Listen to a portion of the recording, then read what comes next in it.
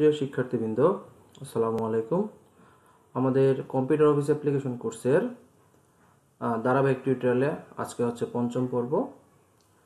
আমাদের আজকের আলোচনার বিষয় কিবোর্ড পরিচিতি, font, font size, grow and shrink font. আমরা এই চারটা টপিকস নিয়ে আজকে আলোচনা করব। আমাদের প্রথম আলোচনার বিষয় আজকে কিবোর্ড পরিচিতি। আপনাদেরকে বোঝানোর জন্য আমরা একটি কিবোর্ডের ছবি এখানে আনছি।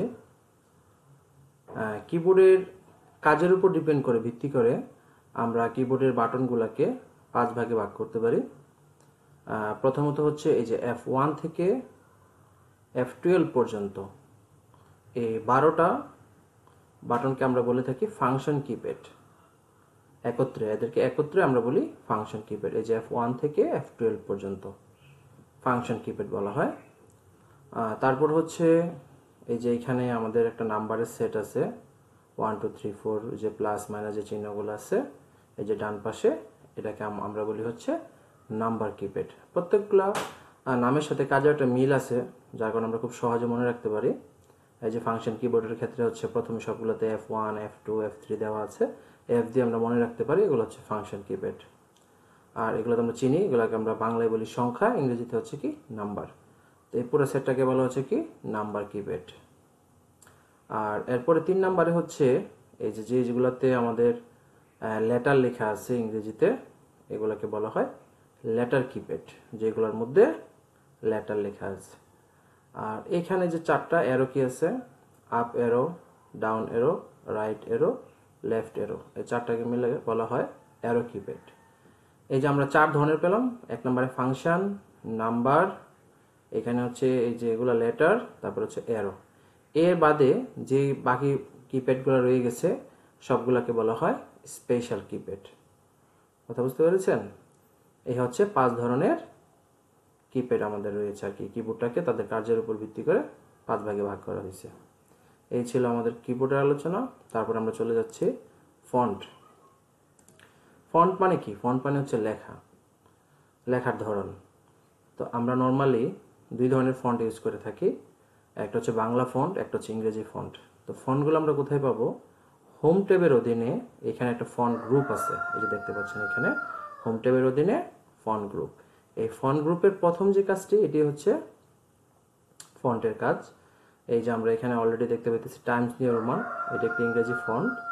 আমরা যদি এই যে এখানে অ্যারো কিটাতে ক্লিক করি তাহলে এখানে দেখতে পাবো অনেকগুলা ফন্ট আছে। তো 2 ধরনের ফন্ট আমার এখানে কালেক্টেড আছে। আমরা নর্মালি 2 ধরনের ফন্ট ইউজ করে থাকি, একটা হচ্ছে বাংলা ফন্ট, একটা হচ্ছে ইংলিশ ফন্ট। তো এই যে কি ফন্ট আছে এখানে, তার ভিতর 2-1টা আমরা আলোচনা করি, যে ক্যামব্রিয়া, কালেবারি, তারপর হচ্ছে টাইমস নিউ রোমান, এরিয়াল, এগুলো সব হচ্ছে কি ইংরেজি ফন্ট। আমরা এই যে একটা লেখা সিলেক্ট করলাম, এই লেখাটাকে সিলেক্ট করে আমরা যদি এখান থেকে এই যে ক্যামব্রিয়াতে দেই, তাহলে আমাদের লেখাটা কি হচ্ছে, ক্যামব্রিয়ার যে ফন্ট স্টাইল ওই অনুপাতে আমাদের লেখাটা ডিজাইন হয়ে যাচ্ছে। তারপরে এখানে যে আলজেরিয়ান আছে, যে আলজেরিয়ানে আমি এখনো ক্লিক করি না, জাস্ট এটার উপরে মাউসের পয়েন্টারটা আনলেই দেখাচ্ছে যে আমাদের লেখাগুলা মানে আলজেরিয়ান ফন্টটা কিরকম হবে।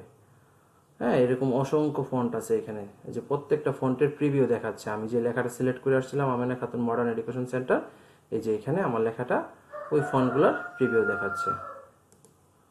তো এই গেল হচ্ছে ইংলিশ ফন্ট। আর বাংলা ফন্টের মধ্যে আলোচনার মধ্যে আছে এখানে ছোট নিয়ম যে, তারপরে হচ্ছে এখানে আছে আরিয়াল খা, তারপরে হচ্ছে বুড়িগঙ্গা, ধলেশ্বরী, ব্রহ্মপুত্র, এরকম অনেক ধরনের বাংলা ফন্ট আমরা পাবো।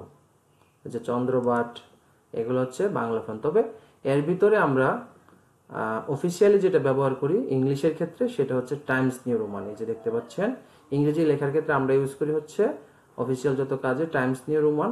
আর বাংলা ফন্টের ক্ষেত্রে হচ্ছে ছোট নিয়ম যে। তো ছোট নিয়ম যে নর্মালি এভাবে থাকে, প্রথমে ঝ, যে লাস্টে ও, এটাতে ক্লিক করলে এই যে এখানে দেখবেন আসবে ছোট নি এম জে। তাহলে বাংলা লেখার ক্ষেত্রে আমরা ইউজ করব হচ্ছে ছোট নিয়ম যে। আর ইংরেজি লেখার যত অফিসিয়াল কাজে আমরা ব্যবহার করব টাইমস নিউ রোমান। ব্যক্তিগত লেখার ক্ষেত্রে আপনি যে কোনো ফন্টই ব্যবহার করতে পারেন, তবে অফিসিয়াল কাজের ক্ষেত্রে আমরা এই 2টা ফন্ট নির্দিষ্টভাবে ব্যবহার করব। ফন্ট সাইজ বলতে লেখার সাইজকে বোঝায়। আমরা যে কোনো একটা নির্দিষ্ট সাইজে আমাদের প্রয়োজন অনুযায়ী আমরা লিখতে পারি। যেমন আমি এই লেখাটিকে যদি সাইজ পরিবর্তন করতে চাই ফন্ট সাইজ, তাহলে এই যে আমার ফন্টের পাশেই অপশন দেওয়া আছে ফন্ট সাইজ। আমরা এখান থেকে ড্রপ ডাউন লিস্টে ক্লিক করলে এই যে একদম 8 থেকে 72 পর্যন্ত বিভিন্ন ফন্টের সাইজ দেওয়া আছে। আমরা আমাদের প্রয়োজন অনুযায়ী আমাদের লেখার সাইজটিকে এখান থেকে সিলেক্ট করতে পারি। যেমন আমি চাইলে এখান থেকে 18 দিতে পারি, 16 দিতে পারি। আমি আমার প্রয়োজন অনুযায়ী এখান থেকে লেখার সাইজটি নির্দিষ্টভাবে করে দেব। ঠিক আছে? আচ্ছা, আর লেখা বড় ছোট করার আরেকটি সিস্টেম আছে, সেটা হচ্ছে গ্রো অ্যান্ড শ্রিঙ্ক ফন্ট।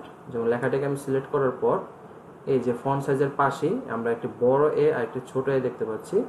বড় এটি হচ্ছে আপনার গ্রো ফন্ট, আর ছোটটা যেটা হচ্ছে শ্রিঙ্ক ফন্ট। গ্রো মানে কি? বৃদ্ধি পাওয়া, আর শ্রিঙ্ক মানে হচ্ছে সংকুচিত হওয়া বা ছোট হয়ে যাওয়া। তাহলে আমরা এই যে গ্রো ফন্ট যেটি বাম পাশের বড় এটাতে আমরা যদি ক্লিক করি, প্রতি ক্লিকে দেখতে পাচ্ছি আমাদের ফন্ট সাইজ বড় হচ্ছে, হ্যাঁ, লেখার সাইজ বড় হচ্ছে। আর শ্রিঙ্ক ফন্ট যেটা, ওইটা দিয়ে হচ্ছে লেখা সংকুচিত বা ছোট করা। ওইটাতে ক্লিক করলে আস্তে আস্তে প্রতি ক্লিকে আপনার লেখাগুলো আস্তে আস্তে ছোট হতে থাকবে আর কি। এভাবেও লেখা বড় ছোট করা যায়। আর 3 নম্বর পদ্ধতিটা হচ্ছে কিবোর্ডের মাধ্যমে করা। আপনি যদি কিবোর্ডের মাধ্যমে লেখা বড় ছোট করতে চান, তাহলে কিবোর্ড থেকে আপনি কন্ট্রোল আর হচ্ছে থার্ড ব্র্যাকেট, ডান পাশের যে থার্ড ব্র্যাকেট যেটা, ওইটা যদি আপনি প্রেস করেন প্রতি ক্লিকে আপনার কি হবে? লেখাগুলো বড় হতে থাকবে। আর কন্ট্রোল থার্ড ব্র্যাকেট যেটা বাম পাশের থার্ড ব্র্যাকেট, ওইটা যদি আমরা ক্লিক করি তাহলে লেখা কি হবে? আস্তে আস্তে ছোট হবে। এভাবে কিবোর্ডের মাধ্যমে করা যায়। কিভাবে? কন্ট্রোল থার্ড ব্র্যাকেটের মাধ্যমে লেখা ফন্টের সাইজ বা লেখার সাইজ বড় ছোট করা যায়। হ্যাঁ, এই ছিল আমাদের আজকে আলোচনার বিষয়। সবাই ভালো থাকবেন। আসসালামু আলাইকুম।